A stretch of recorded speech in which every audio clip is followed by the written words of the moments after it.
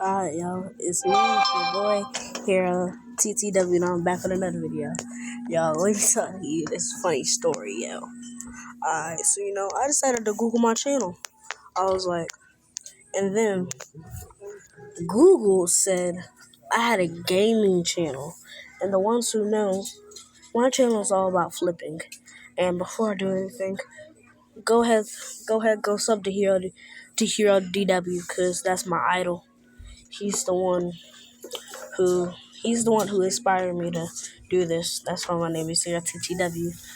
But those were my initials, TT. Those are my initials. So, yep. Those are my initials, guys. But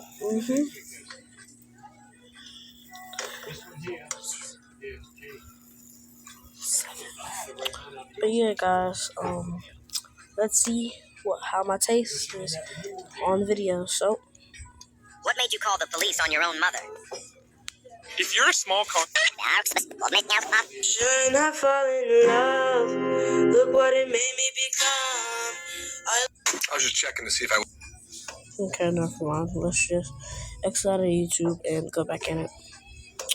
Tell me how y'all think about my taste. I bought a used car for $500. The GPS only shows one destination, and it's counting down the miles. The Craigslist ad said 2004 Civic. Runs great. Minor cosmetic issues, $500 firm. I'd been searching for weeks. $500 was all I had left after rent, and I needed a car to get to my new job that started Monday. It was Friday afternoon. I called the number in the ad, and a woman answered on the first ring. She said I could come see it immediately. Gave me an address in a neighborhood I didn't recognize on the far edge of town, where the houses got smaller and the lots got bigger.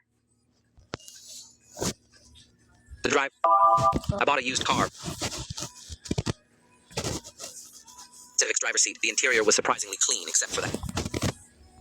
She needed it gone today. Couldn't stand looking at it anymore. Would I please just take it? I drove it around the block. The engine sounded decent. The brakes worked. The AC blew cold. There was a weird smell inside, something chemical and stale, but nothing a good cleaning wouldn't fix. I handed Gloria the cash, and she practically threw the title at me, already signed over. I noticed her hands were shaking as she took the money. Before I could ask if everything was okay, she disappeared back into the house. I sat in the Civic's driver's seat. The interior was surprisingly clean, except for that smell. The previous owner had left the GPS unit mounted on the dashboard, one of those old Garmin models from the mid-2000s with a suction cup mount and a cracked screen. I figured that was a bonus, even if it was outdated. I started the engine and began the drive back to my apartment, already mentally calculating how much I'd save on bus fare now that I had wheels again. About 10 minutes into the drive, the GPS unit powered on by itself. I hadn't touched it, hadn't even noticed it was plugged in. The screen glowed green in the dimming evening light, and a robotic voice said, "Calculating route." I glanced down at it, expecting to see the usual startup screen asking for a destination. Instead, the display showed a single address already entered, 4157 Berkshire Road, and below it, a distance reading that made my breath catch, 847 miles. The route was highlighted in red, a winding path that led northwest through states I'd never visited. I reached over to cancel it, to reset the GPS and enter my own address, but the screen wouldn't respond to my touch. The buttons on the side did nothing. The device was locked on this single destination, counting down the miles as I drove. 846.8 miles now. I traveled 0.2 of a mile, and the number had adjusted accordingly. I told myself it was just a glitch, some previous destination stuck in the system's memory. I'd deal with it later, maybe disconnect the thing entirely. But as I merged onto the highway heading home, the GPS voice spoke again. "In 500 feet, take exit 23. That wasn't my exit. My apartment was in the opposite direction. I ignored the instruction and kept driving. The GPS recalculated with an annoyed beep. "Make a U-turn when possible. Return to the designated route." The insistence in that mechanical voice raised goosebumps on my arms. I reached for the power cord to unplug it, but when I touched the cable, a sharp static shock made me jerk my hand back. The GPS screen flickered. "Do not attempt to disconnect this device. Continue to the destination. 846.3 miles remaining." The words appeared as text on the screen while the voice read them aloud. I felt my heart rate spike. This was wrong. I should pull over immediately, rip the GPS out of its mount, throw it in a dumpster. But I was already taking the next exit, already following the route the GPS had laid out, not because I wanted to, because my hands were turning the wheel without my conscious control. My foot was pressing the accelerator even as my brain screamed at me to stop. I tried to force my arms to move differently, to turn toward my apartment, but my body wasn't listening. Panic flooded my system. I was a passenger in my own body, watching helplessly as I drove exactly where the GPS directed me. In 300 feet, turn right onto County Road 18. My hands turned the wheel. We went right. The GPS continued its countdown. 845.9 miles remaining. I managed to move my left hand enough to grab my phone from my pocket, nearly dropping it twice. I called my roommate Derek, and when he answered, I tried to keep my voice steady even though I wanted to scream. I told him something was wrong with the car I'd just bought, that I was driving but couldn't control where I was going, that he needed to help me. Derek laughed. He thought I was joking, making some weird metaphor about buyer's remorse. I insisted this was real, that the GPS was controlling the car somehow, controlling me. He stopped laughing, asked if I'd been drinking, if I was having some kind of breakdown. I looked at the GPS screen, watching the miles tick down, and realized how insane I sounded. But it was happening. My body was driving this car toward a destination 846 miles away, and I couldn't stop it. Derek said he'd come find me, told me to pull over anywhere, and he'd get there as fast as he could, but I couldn't pull over. That's when things got a lot worse. Full story is linked below or on my...